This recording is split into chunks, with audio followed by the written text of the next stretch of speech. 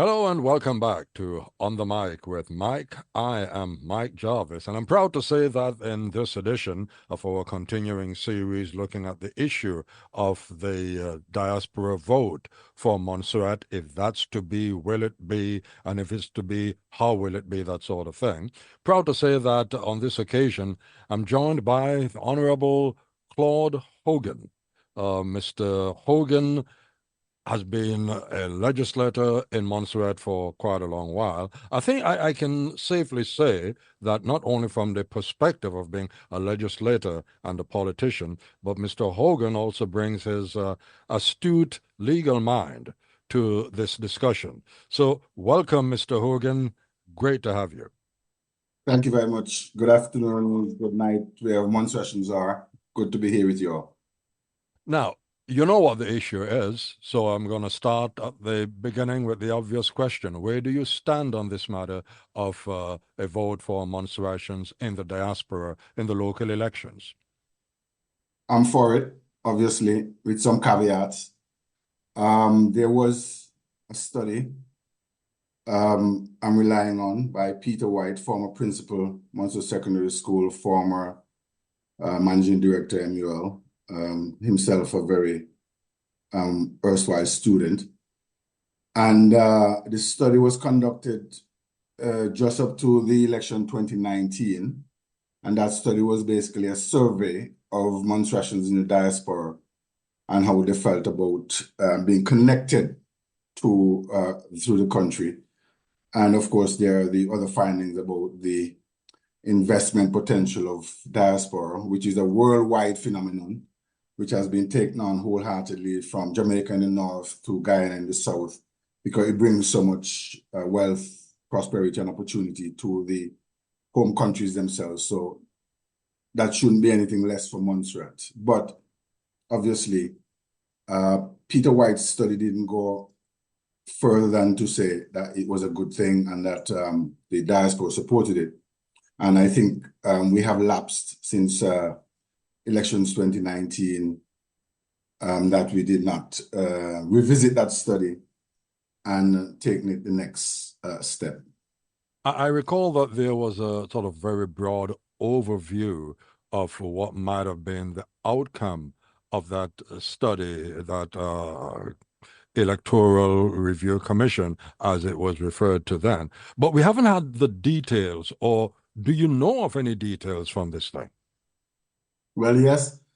I've interviewed Mr. White as well, and there was an overwhelming support for two major considerations for Montserrat. One is to give the diaspora the vote for one member of the Legislative Assembly, one of the 9.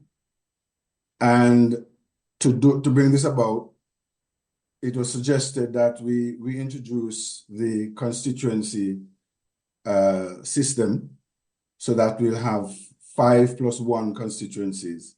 So there would have been 5 or 4 or 5, or let's say 5 + 1 geographical constituencies in Montserrat. And then there would have been 3 at-large constituencies. One of the 5, or the 5 + 1, the +1 would have been the diaspora constituency. And members of the diaspora, people living in diaspora, would have voted for this representative in Montserrat. The study, of course, needed to go to legislation in terms of how voters will be qualified, whether it's a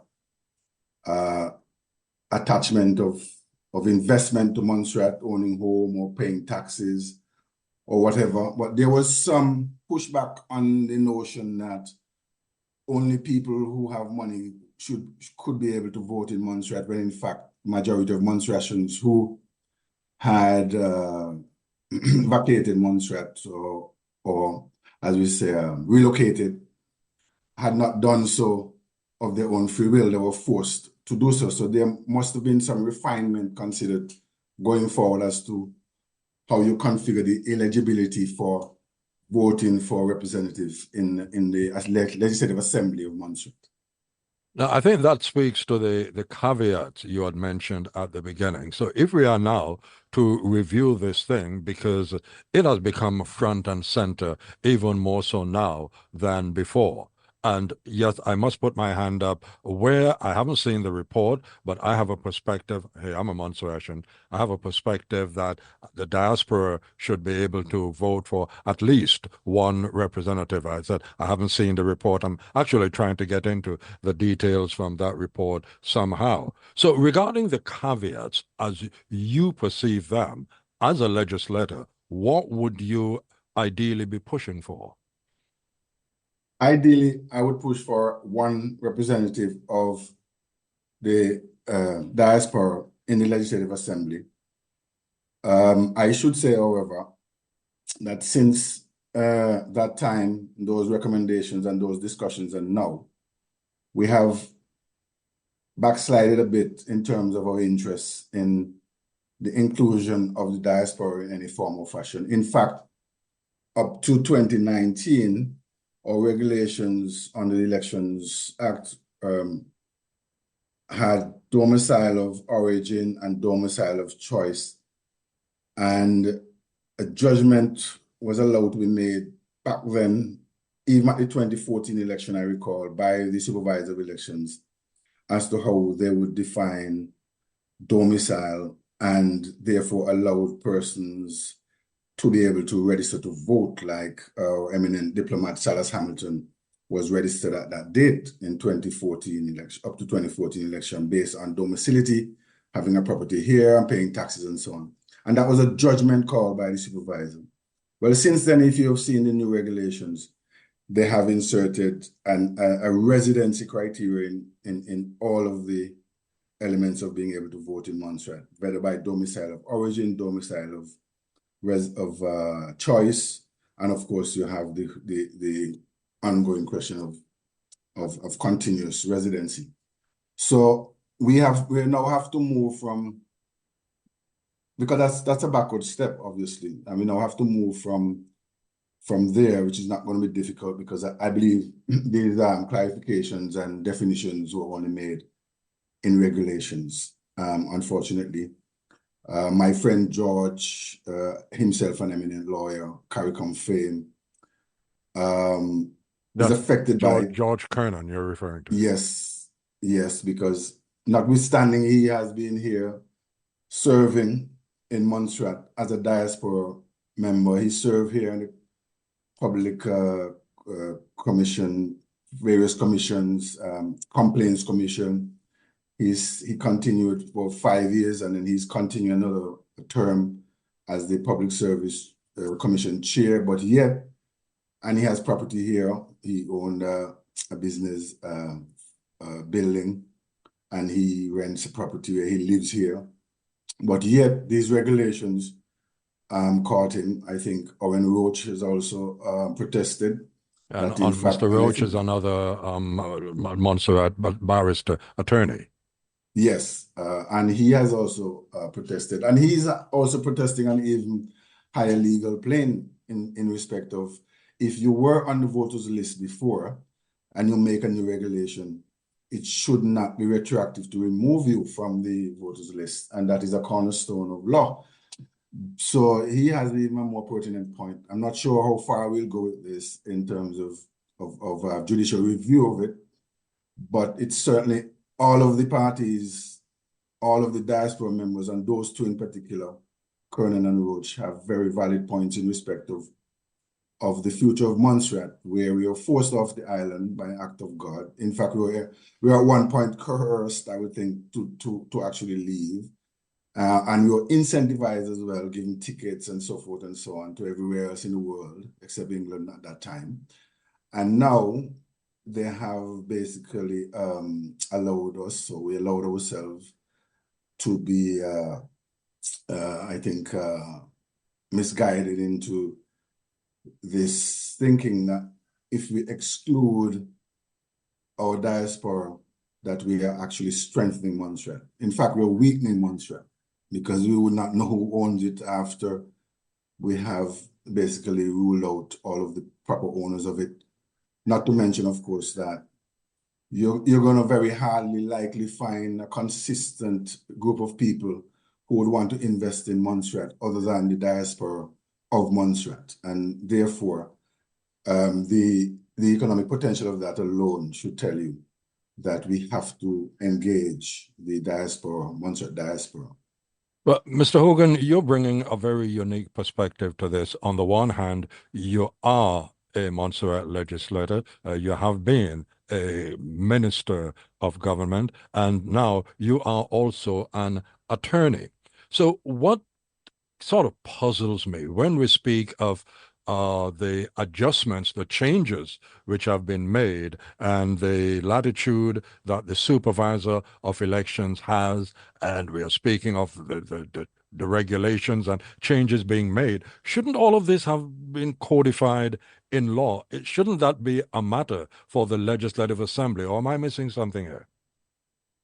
Well, it should be a matter for the legislature. There are lots of areas under the Constitution, including this very area, and there are lots there are lots of lapses in filling the lacunas in law in Montserrat in favor of the people of Montserrat. And the failure, in my view, is both at the institutional and obviously the politicians. You have to take most of the blame for this. We have not given this the kind of attention that we should, and made proper legislation. Up to 2014, the supervisor had this latitude to consider domicile of origin and choice and so on. And we have actually done something, but it is not going in the direction which most of us thought it would go. It has actually, if they had left it as it was, it would be more, it would be easier for diaspora to engage in elections in Montserrat without overwhelming the people of Montserrat, because I don't think the number of people who were previously registered by virtue of domicility would overwhelm the population, the voting population here. But politicians change and they do things to concretize their position in office. Unfortunately, at the institutional level, I think is where Montserrat needs something like a National Advisory Committee, something like a Senate, even though we can't afford a Senate, because this is a role that would be played by, say, the House of Lords in England, where there must be a group of people who are concerned with the fabric, longevity, and the integrity of Montserrat to help guide the political directorate. We're running a great risk, I think, of being overwhelmed by any and every intervention in our island, even by governors or commissions of inquiry that go around and interview people and come up with results, which we ourselves have not embodied as part of the wholesomeness of Montserrat. And there's no institution that fortifies the Montserratness of Montserrat.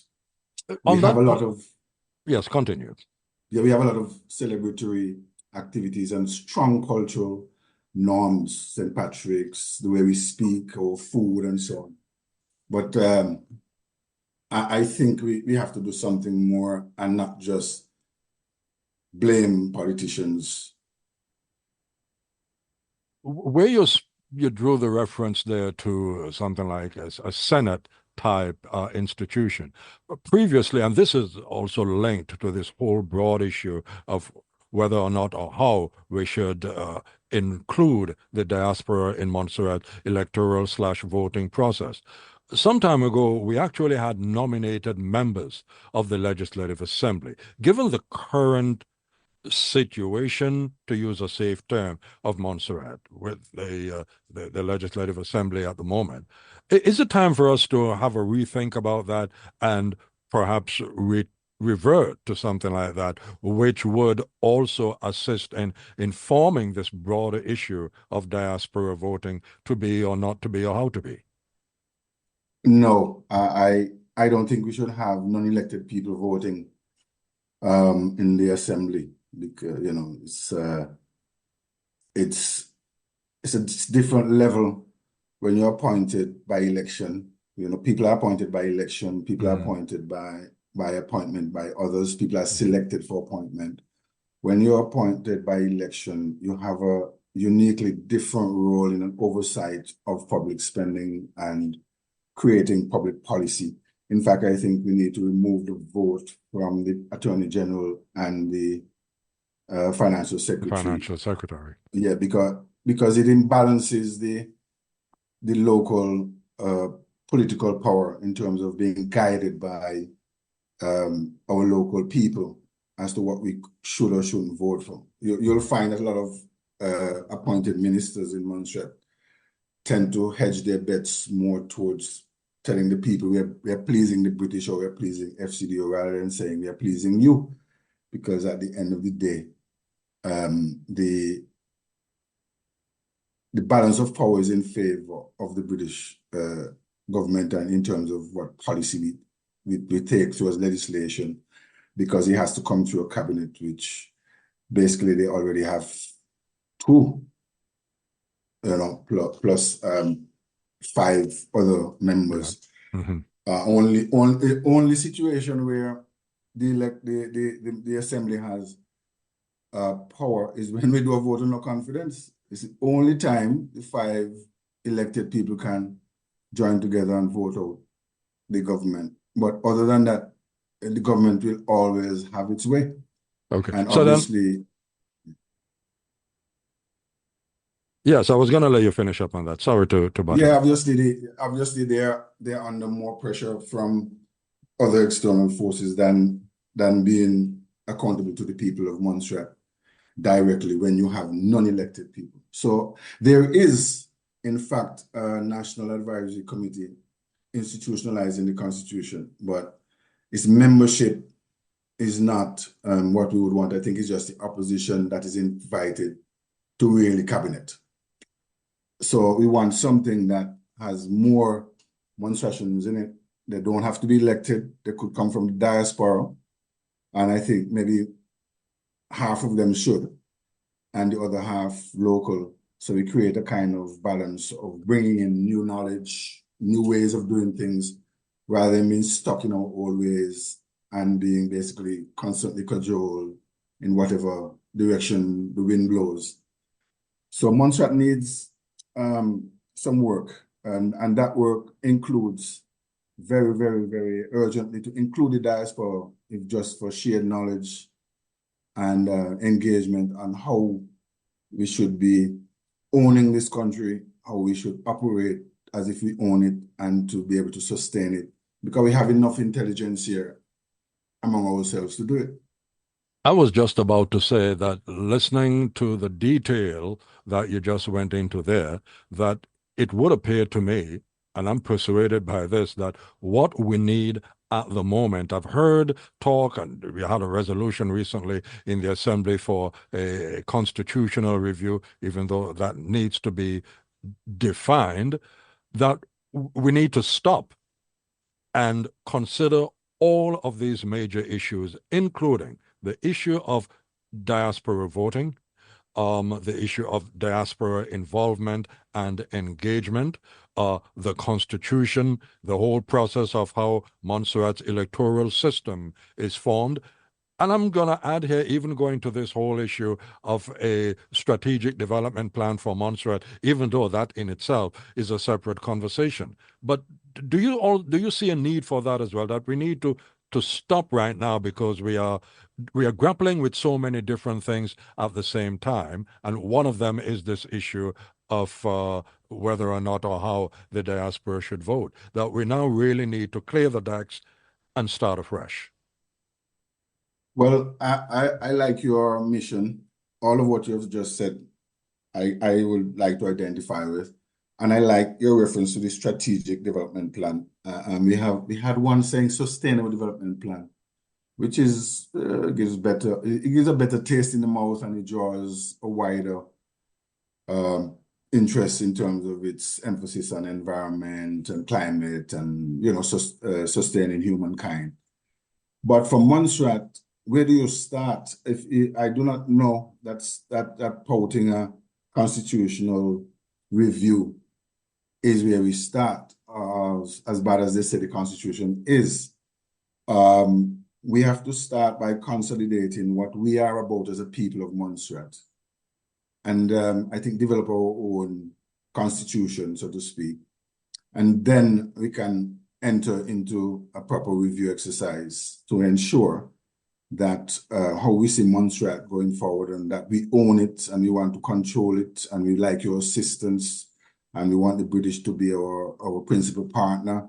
But and we also want to be part a kingdom within the kingdom, but we do not want to be overwhelmed by outside interference, and we don't want our culture to die. So I think the first step really is not for constitutional review. That's a political play, which people used to blame the negotiators. I was there at the beginning, and where it started is not where it ended.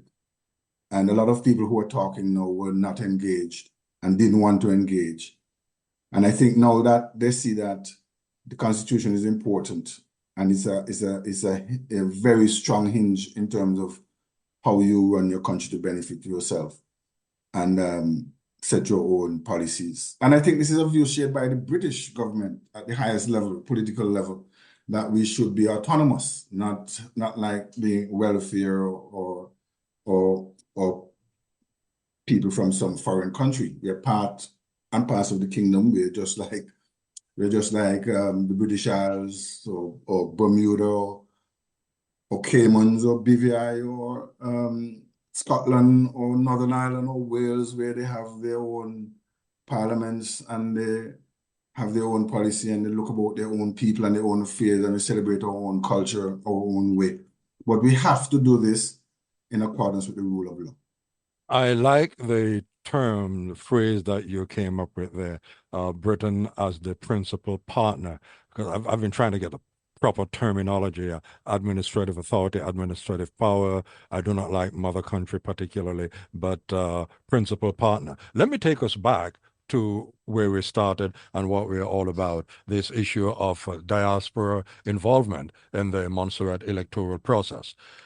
Obviously, this is not something that is going to be achieved or resolved in time for the next election, which is either a matter of days, weeks, or just a few months away, depending on what your perspective is. But do you see this as something that is required to occupy the attention of the next parliament, the next legislative assembly of Montserrat, definitely for the next 5-year period? Yes, definitely.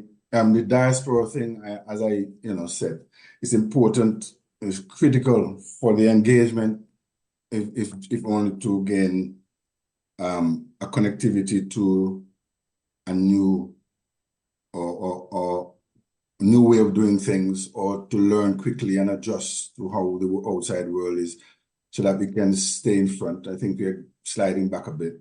So that kind of engagement is needed. I think they also need it because, as I said before, that's the pool of the greatest investment we're going to get in Montserrat, both in terms of physical investment and tourism pool for the country, which is a service industry.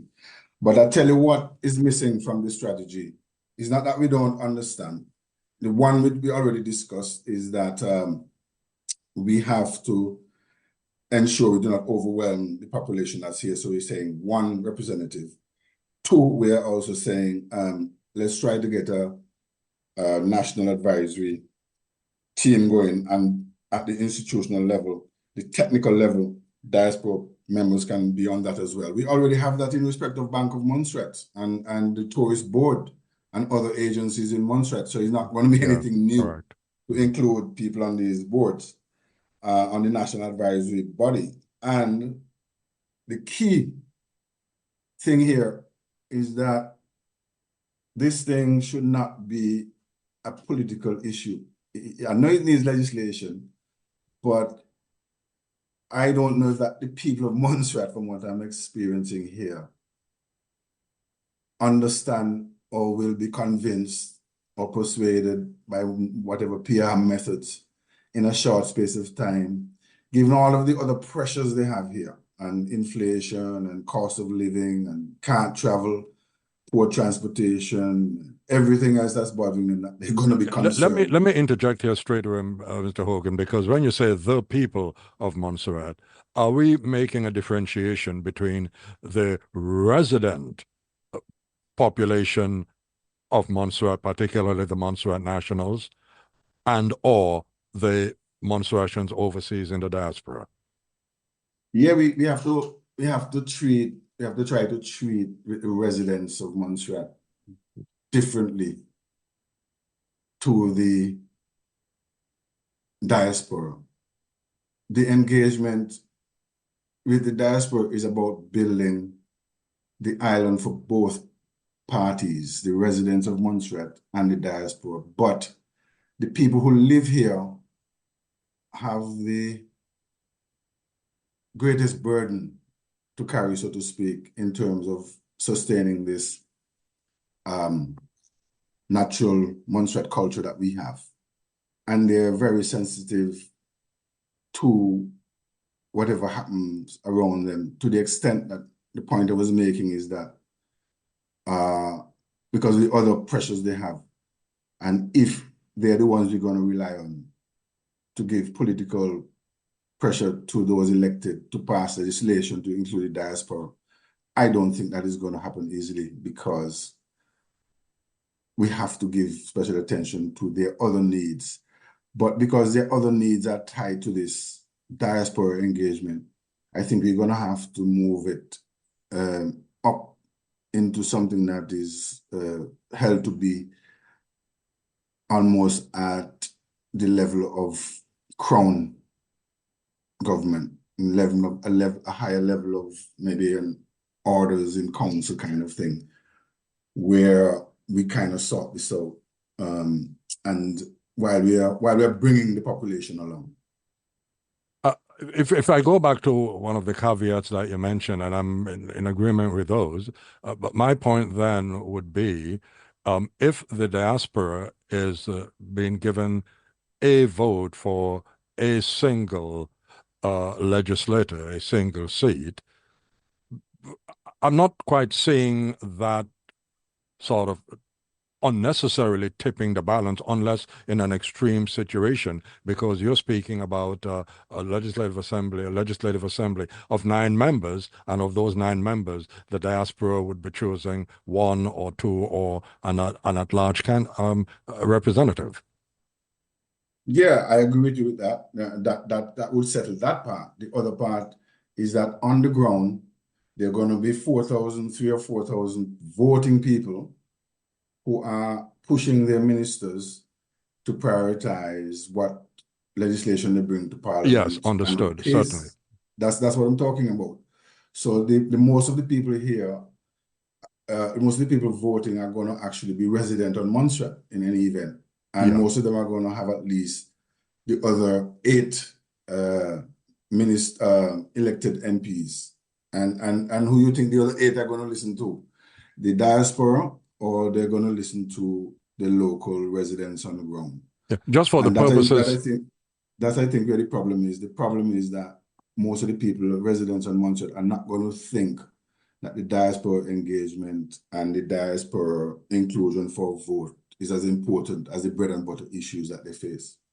Yes, certainly. I would just want to inject that I don't see the diaspora being engaged in voting for the other 8 candidates. It's just a diaspora representative, and how that diaspora representative at a portfolio level relates to the diaspora and takes us back to the comparison you made earlier on, of all the Caribbean countries and other countries in the world, but for the purposes of the Caribbean, from Jamaica all the way down to Guyana, how they engage their diaspora investment, diaspora involvement, particularly, even more so than any of the others, particularly in Montserrat's case, where not only the diaspora is your most significant tourism market, it's for remittances, investment, building, other injections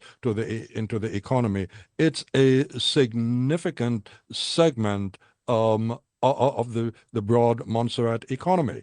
So to have that engagement, if we could work that out, I think from my perspective, and really I should be hearing more about your perspective, I think that would be a win-win situation because the other countries are doing it too, even though at times it turns out to be quite a bit of debate that politicians are flying in hordes of people for one party or one candidate, and that's an ongoing thing. I agree with you. I agree with you totally. But it probably going to be an elections issue. And just like in 2019, after the election, it's probably going to be parked because there's so many other considerations. And the point I'm making is that in order for us to engender it or institutionalize it or get the legislation going on it, I'm not thinking that we could rely on the elected people to then take it as a priority, even if it's an elections issue. Yeah, particularly for this upcoming election, I'm certain. Right. And they probably wouldn't want to hear because the current sentiments I'm getting is that, and I travel a lot, and even that is a problem for elected members here. Yeah. So we're gonna have to engage. To me, I do a lot of that in the UK. I'm going there again soon. I have meetings in Westminster in September. There are a couple of things I've been working on there, like audit in Montserrat and oversight, independent audit oversight, reporting directly to the Parliament that the governor should not appoint staff members of the audit committee, audit authority, and that the legislature need to be strengthened to have oversight of all of government spending because the Minister of Finance is the single minister under whose portfolio all of the public funds proceed to be spent in Montserrat. And there should be no office in Montserrat that can be shielded from audit oversight. So I'm going there. I think we have a meeting coming up September again.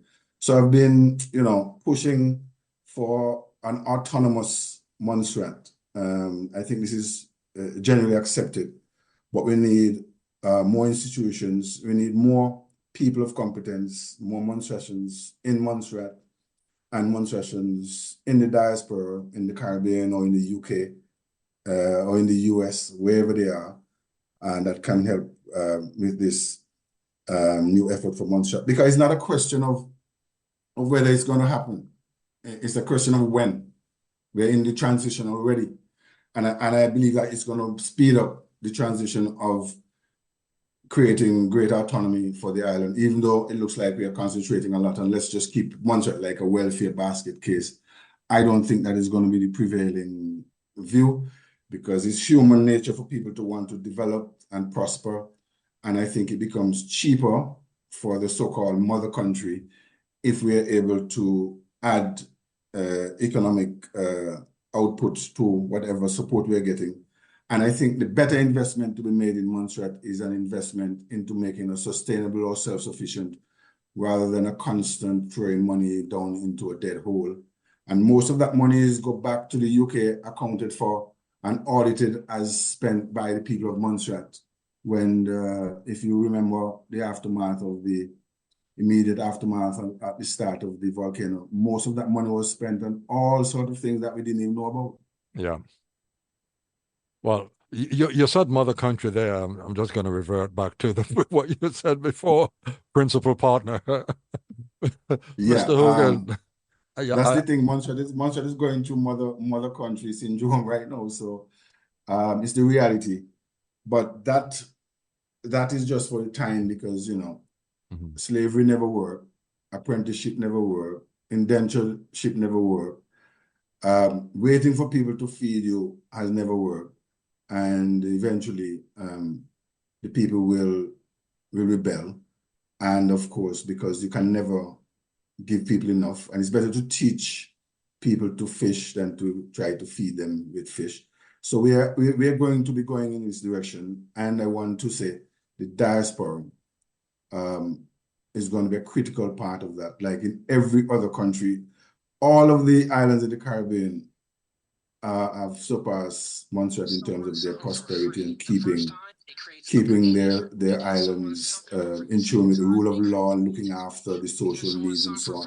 Going through COVID, all of them Caribbean islands went to COVID and came out, shining stars and did very well managing and administering their own affairs. There's no reason why Montserratians cannot aspire to such, and they'll be forced to, because there's not going to be money in the British Treasury to keep pouring into Montserrat. And if they can't pour in the welfare, we're just going to get into poverty. And I think before we do that, we have to look at the diaspora and seek to engage them and try to work with what potential we have and comparative advantage in the services sector to get Montserrat back to a sustainable island where it can be. We can do things, we can make money, but we can't do it by ourselves. We can't lock off the island and not work with the Montserratians overseas. Mr. Hogan, I must say, I sat here listening to you, and your ability to join dots and link situations together where we didn't even realize that they existed. I thank you very much for for giving us your time and for guiding us through this process and opening up different perspectives that we need to address in this broad discussion about the diaspora engagement right across the board, from electoral politics to the economy and to how Montserrat is quote unquote governed. Thank you very much for taking the time. I really appreciate it. Thank you very much. I was honored to participate and to be interviewed by the eloquent Mike Jarvis.